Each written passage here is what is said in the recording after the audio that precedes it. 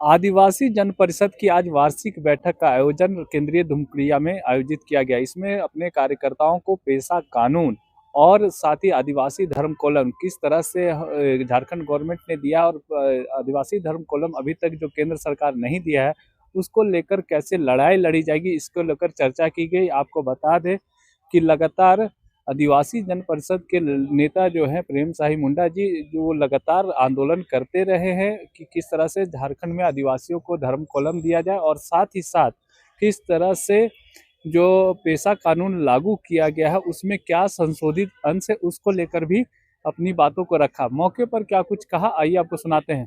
देखिए, धार में कमी नहीं आई है, बल्कि हम लोग गठबंधन के साथ दूसरे संगठन को मदद करते आए हैं। तो हम लोग एक समीक्षा बैठक किए कि अपनी संगठन के अस्तित्व को भी बचाए रखना है, और इसी कड़ी में आज हमारी चुनौतियां हैं: पेशा कानून, आदिवासियों की जमीन लूट, ट्राइबल सप्लान और संवैधानिक अधिकार अभी तक समता जजमेंट लागू नहीं हो रहे हैं।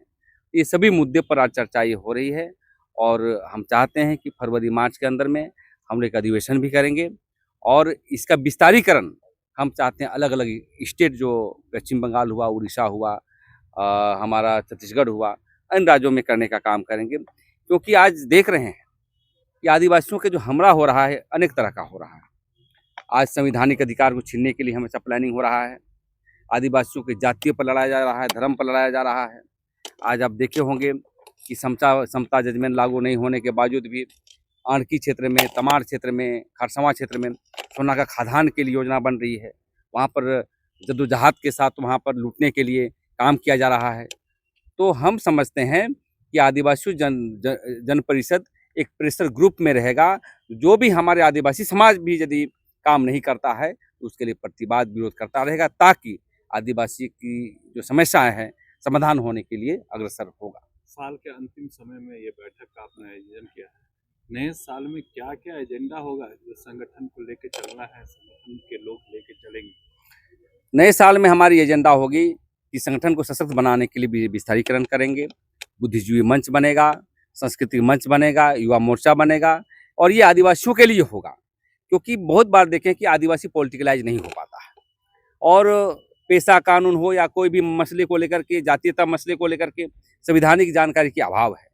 तो भी पेशा कानून को सबसे बड़ी चीज़ है। अगले बार जो हम लोग 2026 में जो निर्णायक मोड़ पर आएंगे, तो ज़मीन पर कैसे लागू हो, उसके जो नियमावली बने हैं उस पर गांव-गांव और में जाकर के ट्रेनिंग कैसे देंगे, और कैसे वो अपनी गवर्नमेंट को, मिनी गवर्नमेंट बनने वाली पंचायती जो ग्राम सभा के अंतर्गत पेशा कानून के तहत तो कैसे संचालन होगा, इसके लिए पूरी तरह से हम लोग संघर्ष करने का काम करेंगे। क्या कारण है हैं और जब धर्म कोड के मामले आते हैं तो एक स्टेट का नहीं दिया जाता है, और इसलिए हम लोग पूरे देश के लोगों के साथ हम लोग बैठकें कर रहे हैं। और 31 तारीख को यहीं पर धर्म के मसले पर बैठक है, और 25 तारीख को हम समझते हैं कि महाधरना होने वाला है जंतर मंतर में। उसमें आदिवासी जन परिषद कार्यकर्ता भी शामिल होंगे, क्योंकि देश के 15 करोड़ से ऊपर रहने वाले व्यक्ति को अभी तक धर्म कॉलम में नहीं रखना, हिंदू मुस्लिम सिख के साथ सब कॉलम में है, हमको नहीं रखना। हमें लगता है कि आदिवासियों पर हमें शोषण और दमन हो रहा है, और कारण यही है कि राजनीतिक कारण है। हमारे लोग, जो लोग भी विधायक बनते हैं, जो भी मंत्री बनते हैं, सदन के पटल पर रख नहीं पाते हैं, अपनी बातों को बल नहीं दे पाते हैं। अब इसका एक ही है, सामाजिक आंदोलन, जन आंदोलन के माध्यम से हम लोग सरकार को बाध्य करने का काम करेंगे कि अविलंब जो है हम लोग का धर्म कॉलम दिया जाए। देखिए, आदिवासी जन परिषद का आज वार्षिक बैठक है, और 2025 में जिस प्रकार से आदिवासी जन परिषद का जो छवि था, कार्य था, हम लोग विभिन्न कार्यों से इधर उधर जरा सा पार्टी में या विभिन्न संगठनों को मदद करने के वजह से जो है आदिवासी जन परिषद का जो धार था, उस धार में जरा सा हम लोग को महसूस हुआ इसमें कुछ कमी आ रही है। इसको लेते हुए हम लोगों ने अध्यक्ष महोदय से चर्चा करके जो है हम लोग आज साल का अंतिम महीना और इस तिथि को जो है हम लोग जो है कमेटी का जो है वार्षिक समीक्षा बैठक रखे हैं।